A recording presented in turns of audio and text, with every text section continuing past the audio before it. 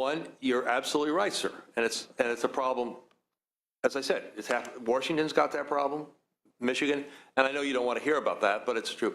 One of the things that's happening, though, we're not Washington. We're not Michigan. We're yeah, it's exactly right. One of the things that's happening is there's a surplus of refining capacity. Now, by the way, you had that slide up on if we don't cut refining capacity, margins are going to go to hell. Well, we've increased refining capacity. U.S. refining capacity has gone way up. Refineries haven't gone up. Capacity's gone up. And we are now one of the major product exporters. There's another product exporter coming on the scene, and that is Saudi Arabia. And there are two other Gulf refineries, and they are going to have large volumes, and they will be perfectly happy to bring products over here. They're going to make carb fuel. In Saudi Arabia, they make carb fuel. And they're going to bring it over routinely. If they could make money on it, they would. What's the lag time? If we can just prevent the debate and just let them finish. I mean, my point is whereas before California really was an island, it is much less of an island now. There are other suppliers.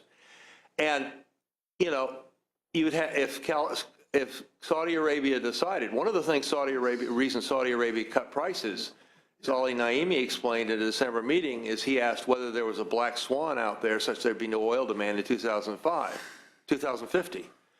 Saudi Arabia wants to make sure they have a market. They're going to keep prices down. And so that's going to make it more complicated for renewable fuels, another issue. They are inaugurating this capacity, they want to sell the product. They could move the product over here at a lower price. Then you need to ask the question, what happens if one of our other refineries decides to close down so that California becomes more dependent on other imported gasoline?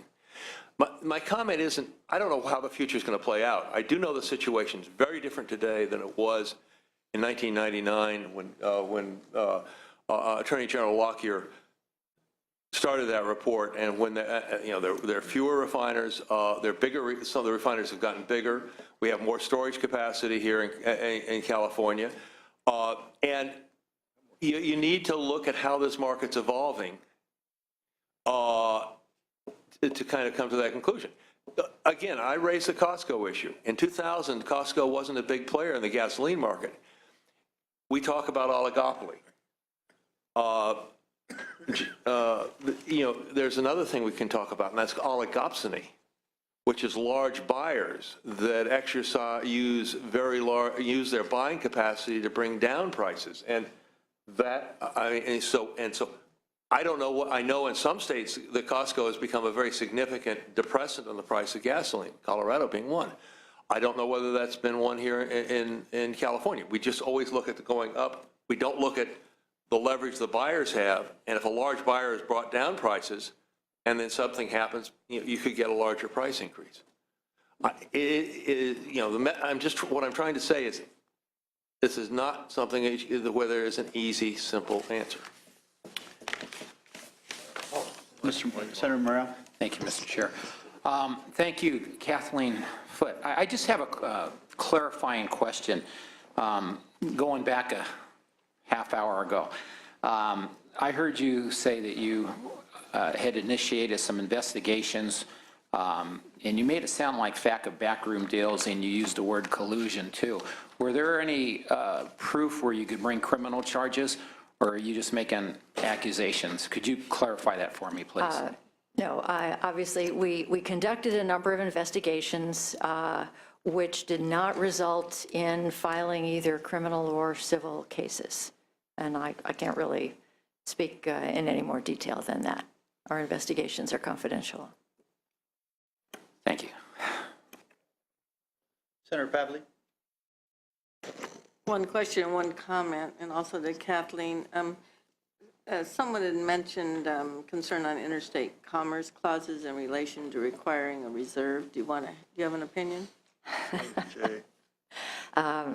I'm guessing that could be, it depends what it would be, but obviously there would need to be some attention paid to interference with interstate commerce. Because our refineries export gasoline to other Yeah, states. well, I think Mr. Verliger mentioned it, and what I understood him to say was it was in connection with mandating that some particular amount of Right. fuel refined here stay here. 2 to 3 weeks That, reserve or something. I'm guessing, without doing any research, that would interfere with interstate commerce. Something to look at.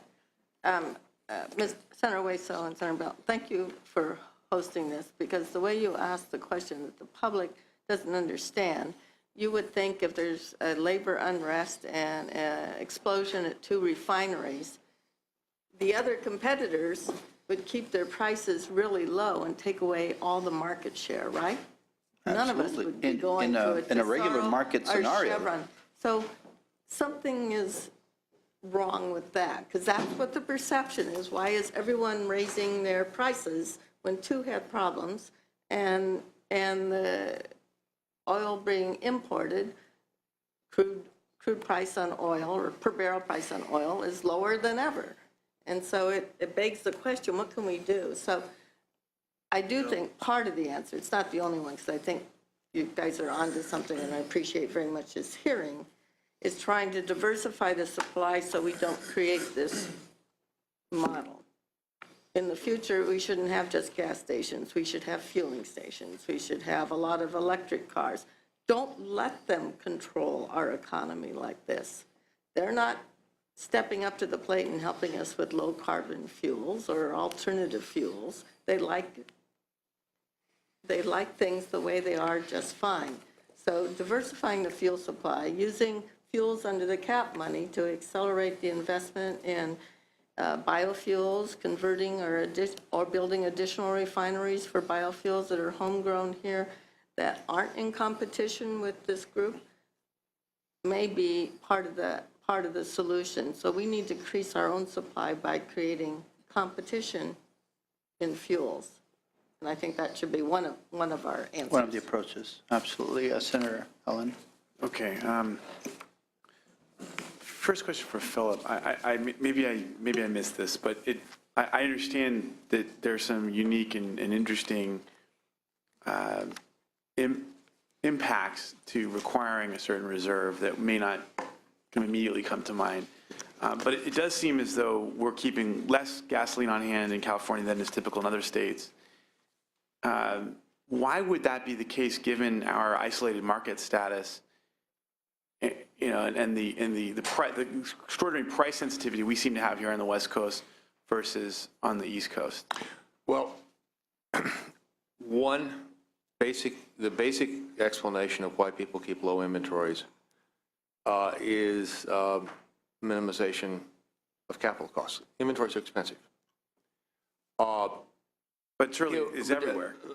No, well, one of the things we've observed is as the market has become more competitive, different markets, and I take the statement that it's not ideally competitive, but if you look at a market, look at the New England market, where the majors left, the smaller firms hold much lower inventories than the majors used to hold or supply to their dealers. The dealers would be supplied with heating oil during the summer, and so they could draw it down during the winter. When the majors left, they said, you're on your own. And the smaller companies that have grown large, that have replaced them, these are independent, they're middle of the tier. They hold the inventory, they sell to the smaller dealers and so on, state in their 10Ks that they will only hold larger inventories if they can hedge. That is, that they can buy the oil and sell a futures contract and earn a rate of return. We have articles right now about Cushing, Oklahoma that's filling because there's such good returns. So one of the things the majors tended to hold the integrated companies tended to hold larger inventories.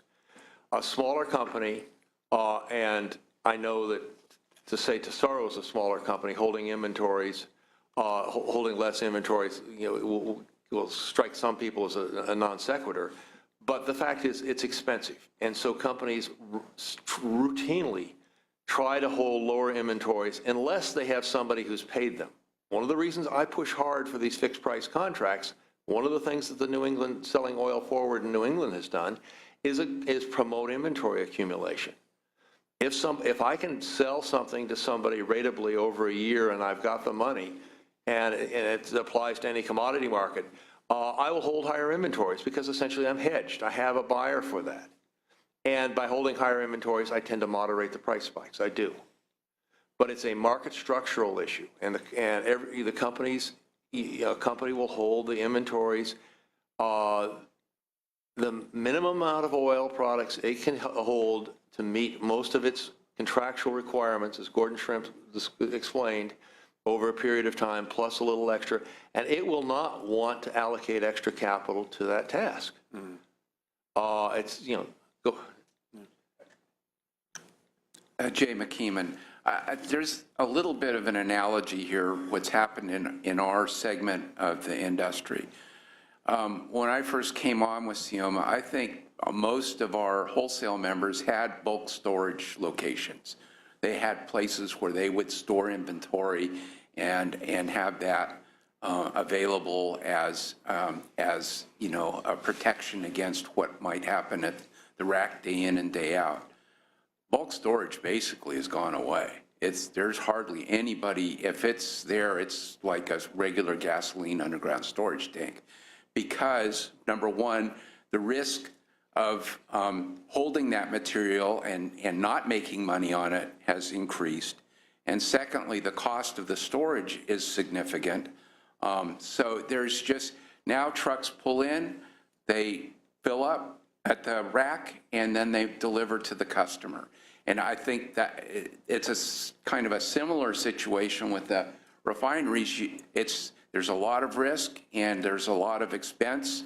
So you want to rate that fuel, have it just flow, cooked at the refinery, flow through the pipe and delivered to the customer as efficiently as possible.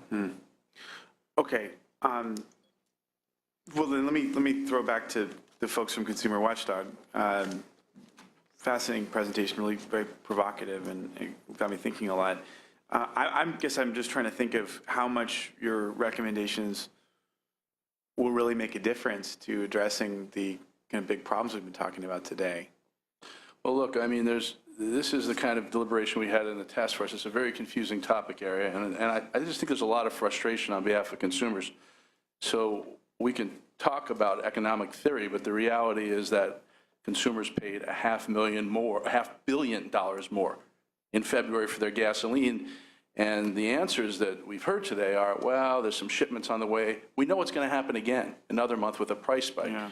So you either have to regulate refineries in some way so as to make sure that they run in a way that supplies the market amply so that one or two breaks, it doesn't set this price spike in motion. You need to mandate some level of inventories where it is safe if two refineries break. And by the way, on constitutionality issues, we heard a lot of this when we passed Insurance Reform Prop 103 in 1988, and it was held constitutional. You can't take from the insurance industries, and we heard a lot of this during the energy crisis. My reference to the energy crisis, by the way, isn't so much about just the commodities trading. It was about companies shutting down power plants to withhold energy to drive up the price, which we later proved was true. Yep. And when that happened, we wanted to use eminent domain to go in and seize them. And we heard many of the same legal arguments, and no one ever did. And eminent domain would have been upheld. This is definitely an area to take some bold steps. The thing that I see that's really troubling and frustrating is we have statements, for instance, from Tesoro's executive that he could have kept Martinez running. And I'm the only one who's asking the question. He's not here to answer them. Instead, we have Phil is a delightful dinner partner. He's a really charming man, but he doesn't represent the oil companies. He does not represent the CEOs of the oil companies. He cannot tell us why Tesoro went down, whether Exxon was running at full speed. And I really feel like the oil companies, who, by the way, in November of last year said gas prices would go up 75 cents in January because of the cap and trade program, have to answer these questions, because gas prices didn't go up a dime. They went down in January when we started cap and trade. They went up $1 in February when their refineries went offline. They're the problem, not environmental laws in the state. And we need to bring them here and ask them those questions. And so I think they have to be part of the solution. They can tell us a little bit more about their refinery operations, but I have no doubt that the way to deal with this problem is to deal with it at the refiner level, because the refiners are the one that controls this market. It could be in terms of refinery operation. And by the way, they have a lot of safety problems too that deserve some more oversight. Supply, inventory, all I can tell you from this casual observance of the industry over 15 years is that refiners are rigging the market, and they are keeping it on less inventories than is the national average. That seems to have a huge impact when these refineries break. And it's not just me. I talk to journalists and others who watch this market, and it is unmistakable. People who've watched this for 10 years. One refinery goes down, prices go up a little. Two refineries go down, prices go through the roof. Is that an accident? I don't know, but I don't have the power to answer that question. My guess is it's not. But you think just knowing more, having more information about maintenance and accidents and that kind of thing in real time is? I think absent the will to regulate the refineries and inventories, which I believe is necessary, the next best step is greater transparency so that more eyeballs can watch what the refiners do, how much supplies they hold, how they function. Because then we're going to have a lot more smart people who aren't paid by the oil industry watching it. And when you say regulate the refineries, you're talking about requiring reserves. I think requiring more information to be publicly disclosed about when they're down in real time and why and when they're going to come back up. I'm talking about requiring them to actually report more accurate inventory data. The California Energy Commission inventory data apparently is only refineries, the ones they make public. It's not even bulk terminals. The EIA has refineries and bulk terminals. There's also pipeline. We can't get our hands on this without more information. But more importantly, yes, I do believe that looking at refiners' operation and creating a way to regulate them, because the CEC is an information gathering body. It is not a regulatory body. And you just heard the concerns from New England and elsewhere with regards to reserves. How do you respond to them? Well, look, you can keep a low reserve somewhere else where you can bring product in quickly. You can keep a huge reserve in the Gulf where it's fungible. In California, CARB gasoline is an isolated island. I don't believe that Saudi Arabia is going to make CARB gasoline and get us in time to stop our price spike. It may take 3 weeks. They may do it, but we're going to have paid another $500 million. That's the kind of behavior this market continues to tolerate because no one's telling the oil companies they cannot do it. And I think that particularly as we're having this debate about increasing our greenhouse gas reduction standards, and the oil companies say, oh, that's going to cost the consumer 75 cents. It's absolutely time to look at how they're operating on the consumer side and taking this in through more investigation and asking the CEO some questions like, why did you take down this Tesoro Martinez refinery when you told investors it could keep running? Now, you couldn't know there'd be a refinery explosion in Exxon, but nonetheless, that seems like a lot of gas to take off the market. We're going to wrap up. Thank you guys so much. We're going to wrap up the hearing and open it up to public comment. If we have anybody from the public that would like to weigh in on the information at this hearing, please step up to the mic here at the podium. Do we have that mic working? Thank you. And we will begin with this fine-looking gentleman here. State your name. Thank you, Chairman, members. Mark Fenstermaker here on behalf of Environmental Defense Fund. My colleague Tim O'Connor wishes he could have been here, sends his regrets that he could not make it. He did provide to staff some briefing memos that I believe will be available to the rest of the committee, and we'd be happy to follow up as well. Chair, you've been speaking a little bit about the need for competition in this market. One thing that I think Senator Pavley touched just a little bit on that we've been working on and would recommend is transportation system diversification. And what we mean there is changing the kinds of fuels that we use, changing the way that we move people from point A to point B, and changing how much energy is used in those mechanisms. I'll be brief. You know, we're looking at alternative fuels, lower carbon fuels, different types of transportation modes, transit, those types of activities that will wean consumers off of more traditional carbon-based fuel that it lends itself to these types of price spikes. By diversifying the transportation market, we'll have allow consumers to take better control of their transportation modes and their finances. Thank you very much for the opportunity to comment.